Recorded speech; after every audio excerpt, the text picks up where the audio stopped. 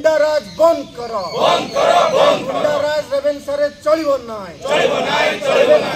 सुरक्षित नुहे रेभेन्सा विश्वविद्यालय कैंपस। दिनकू दिन विश्वविद्यालय परिसर में पढ़ाक लगी असामाजिक कार्यकलाप।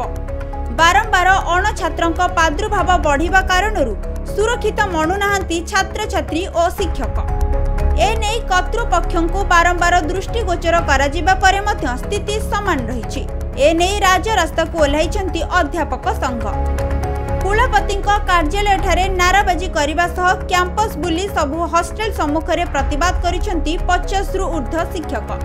रेभेन्सा शिक्षक संघ सभापति धर्मव्रत महापात्र कहिसेंति जे विगत 3 वर्ष धरी रेभेन्सा रे अण छात्रों संख्या वृद्धि पाइबारे लागिछि, जहा फଳରେ हॉस्टेल रहुथिबा छात्र छात्री सुरक्षित नाहंती। प्रतिदिन किछि ना किछि घटना सामना को आसुछि, जहा फଳରେ विश्वविद्यालय निंदार परिसरभुक्त होइछि। सिक्यूरिटी बाबद रे प्रतिवर्ष 1 कोटी टंका व्यय बराद होइछि।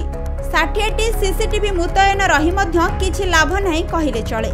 एही दिगरे पुलिस रो आश्रय नै सुरक्षा व्यवस्था बुझिबे बोली शिक्षक संघ प्रश्न उठाइछन्ति। मो ना धर्मव्रत महापात्र, मु रेभेन्सा विश्वविद्यालय शिक्षक संघर सभापति अछि। ये आंदोलन नुहे, ये आमर गोटे प्रतिवाद। गत 3 वर्ष है प्राय प्रत्येक दिन आम लक्ष्य करुचु बाहर लोक बाहर पिला पशुचंती इठी आम पिला मरामरी करुचंती एवं तांको विभिन्न प्रकार मादक द्रव्य बा मद इत्यादि रे से माने एठी निजको लिप्त रखुचंती आउरी अन्यान्य असामाजिक काम सब करुचंती। एवं 3 वर्ष है आम प्राय सबुदिन यह देखुचु एवं प्राय सबुदिन आम कर्तृपक्ष कहूचु एटा केमिति आम बंद करिवा। कहीं जो पिला माने या भितर 3000 छात्र छात्री अच्छी पाखापाखि 500 रु ऊर्ध्व कर्मचारी अच्छा परिवार सहित सी संध्या पर कहीं बाहर को बाहर ना या भितर अनेक आंटी सोशियल संध्या बेले आसुचंती एवं से माने विभिन्न प्रकार कार्य निजको लिप्त रखुचंती। तेणु पिलांकर छात्र छात्री मानकर सुरक्षा पाई कर्मचारी सुरक्षा पाई आमे गोटे सचेतनता सृष्टि करने को यह करिछु।